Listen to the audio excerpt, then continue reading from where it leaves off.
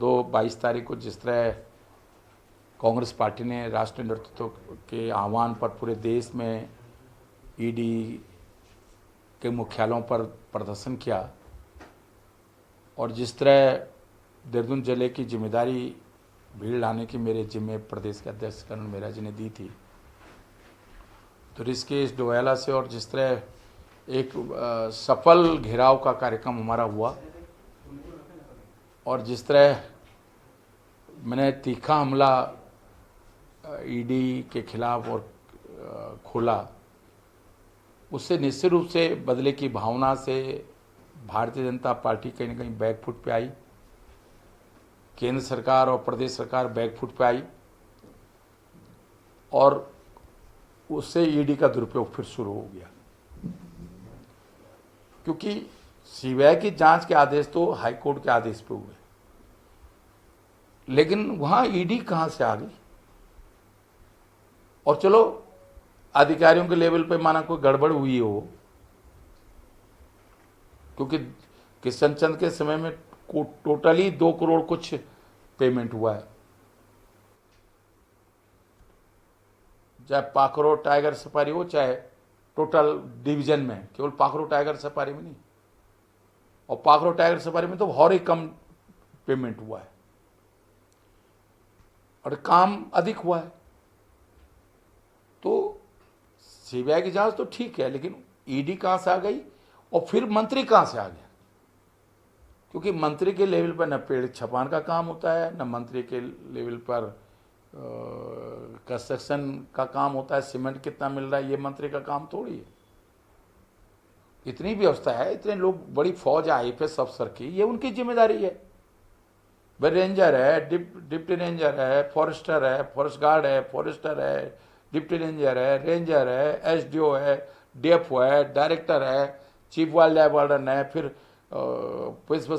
प्रमुख वन संरक्षक वाइल्ड लाइफ है, फिर wild life forest wild HoFF है, एचओडी है, और पूरी एक लंबी चेन है। ये मंत्री के स्तर पर मंत्री की कोई भूमिका ही नहीं है उसमें। जहां तक डीएफओ की तैनाती का मामला है, वो मुख्यमंत्री के स्तर पर तय होता है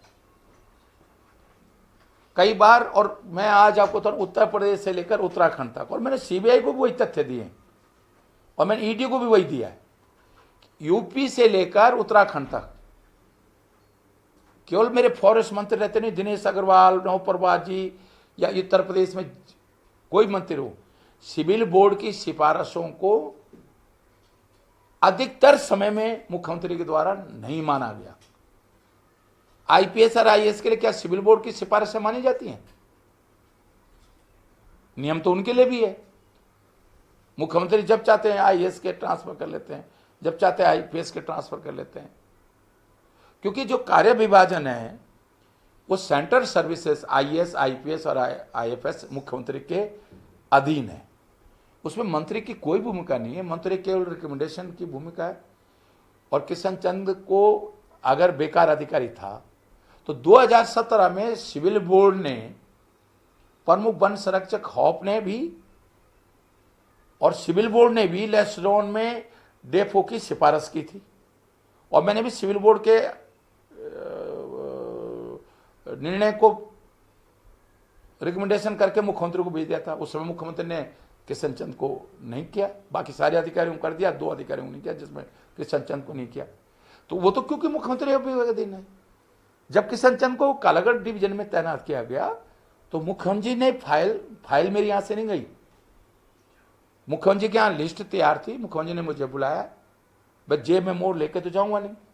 मुख्यमंत्री ने लिस्ट पे मुझसे साइन कराया। मुख्यमंत्री इसलिए मेरी मोहर नहीं लगी है, मैंने सीबीआई ईडी को दिया, और मुख्यमंत्री की मोहर लगी है। और वैसे भी ये डीएफओ के ट्रांसफर पोस्टिंग का अधिकार मुख्यमंत्री का है, ये मंत्री का नहीं।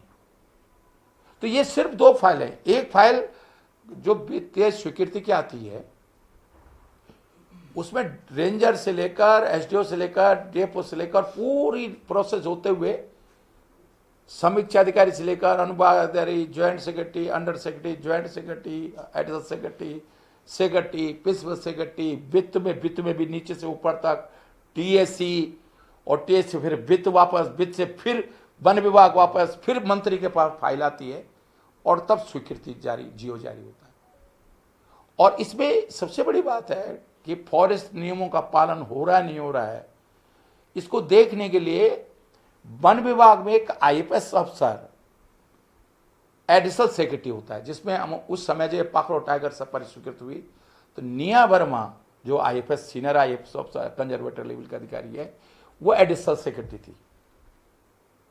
तो मंत्री के लेवल पे ये टेंडर कौन कर रहा है? हाँ, कोई अगर मेरे पे शिकायत आती है तो मैं जांच करा सकता हूं, लेकिन टेंडर करना ये डायरेक्टर काम, डेफो का काम, पेड़ छपान काम, वन निगम उनका काम है, ये मंत्री के लेवल का काम नहीं है। तो इसलिए जबरदस्ती ईडी का जिस तरह दुरुपयोग हो रहा है, ये मैं सोचता हूं ये इससे बड़ा दुर्भाग्यपूर्ण स्थिति देश के लिए, देश के लोकतंत्र के लिए, ये देश का लोकतंत्र कमजोर हो रहा है। इससे जो है आप जबरदस्ती खोलते रहो। अब आप सीधे चलो तो को बड़ा घमंड हो गया, इसको झुक के चलो। अब कमी निकालनी है आपने तो कुछ भी निकाल दो। डाउनलोड करें देवभूमि इंसाइडर।